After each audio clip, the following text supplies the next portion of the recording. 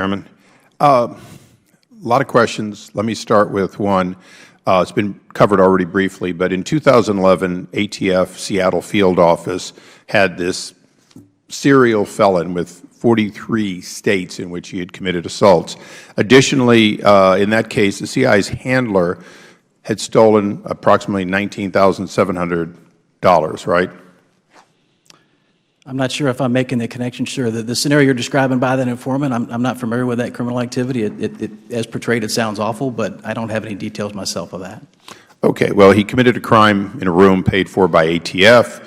He was convicted and sentenced in 2012 to 10 years in prison. ATF also discovered the CI's handler had stolen almost $20,000 from the CI's fund. Now, since that's what we're being told here today, that was 2011, 2012. It's now 5 years later. How do I know that that's not happening now? Where is the accountability? For example, do you issue 1099s as required by law, even for a $3,000 contribution to confidential informants, or do you have a specific IRS waiver that allows you not to comply with the law?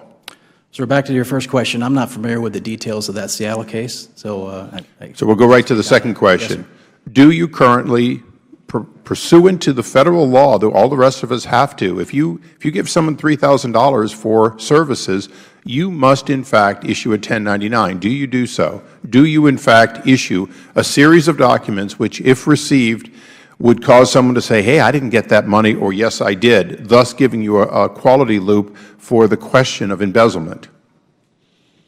I'm not quite sure I understand the question, sir. It's fairly simple. You give, in this case, $20,000 went missing because one of your agents stole it back in 2011. Now, the question is, earlier, the gentleman from Maryland asked a question that made a lot of sense. You're giving out money, and I guess I'll go to Mr. Horowitz. Do they issue 1099s? Do they have an audit trail where there's a loop where the IRS knows that they've given this money and to look for it on someone's tax filing? Do they, in fact, issue them so that they can verify that the money has been given versus pocketed by the CI's handler? I don't know specifically as ATF. I can follow up with you, but my general understanding is that DOJ law enforcement ones do not issue 1099s to informants for security reasons and get a waiver.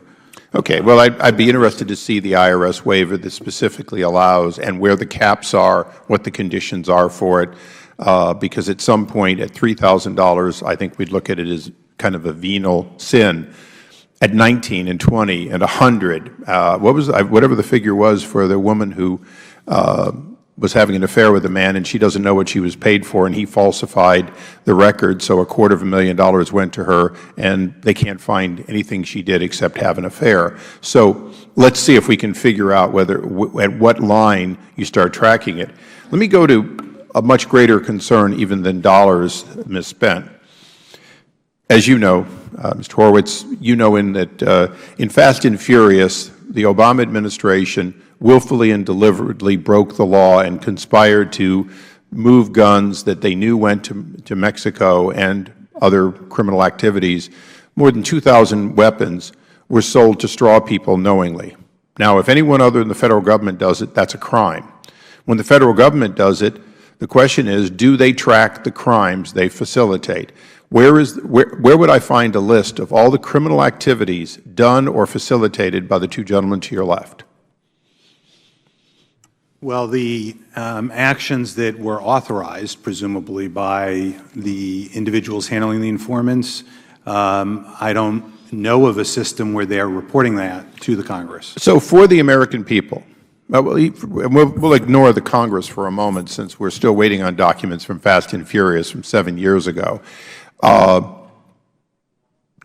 Internally, if the President of the United States or the Attorney General says, I want to see the list of all the criminal activities that my government did on behalf of law enforcement, things which would be crimes if not done by the government, but they are still basically crimes, selling weapons, allowing illicit drugs to be consumed, etc. Where would the Attorney General find a a log in each of these two agencies for the criminal activities they facilitated? I don't believe there is a centralized database for either organization, although I'd defer to them on this. I think you'd have to, in most instances, go file by file, or in some Okay, so for both of you, if your agencies, through confidential informants, through sting operations, et cetera, are doing things which are criminal activities if done by other than the government, where is the log that says, even not central, just logs, other than maybe hidden in a record where somebody could interpret this a crime, where is the record of authorization to commit a crime in order to support justice? Sir, if I may take that first. Sure, please. If I heard you right, you said earlier you reflected that crimes done by the gentleman to your left? No, I'm assuming your agent, not persons? No, not you personally. Sure. It's I've worn a uniform for 32 years, and my honor is very important, so I wanted to make sure I corrected. well, so was Attorney General Eric Holder, but he was held in contempt because he, in fact, withheld information related to crimes. Understood. My question is, from an organizational standpoint, if the IG doesn't know, can you tell me where somebody, yourself included, would go to see all the things which are being authorized, which would otherwise be crimes? But, you know, if somebody's... Gentleman's time has expired. If we could answer the question real quickly, we need to move on. Yes, sir. I can tell you, just speaking from personal experience, I was brought in ATF to help post F&F.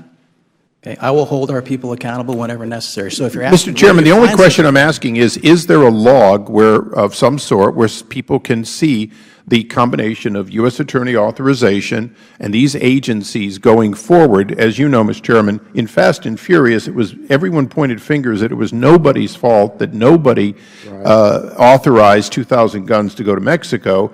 And so the question is, when something that is being done that would be a crime if you did it is done, where can you go, where can anyone, including the Attorney General, go to see that record? And if it doesn't exist, a simple "it doesn't exist" would be fine. I'm not aware of any such record, sir. Mr. Patterson, are you aware of any such record? Electronically, no, sir, but we would have case files that would reflect traditional, buys in terms of that type of information, and then certainly on more sensitive investigations, we have a sensitive activity review committee in which all that documentation is kept. But again, it's a manual process. Thank you. Thank you, Mr. Chairman. All right. Thank the gentleman.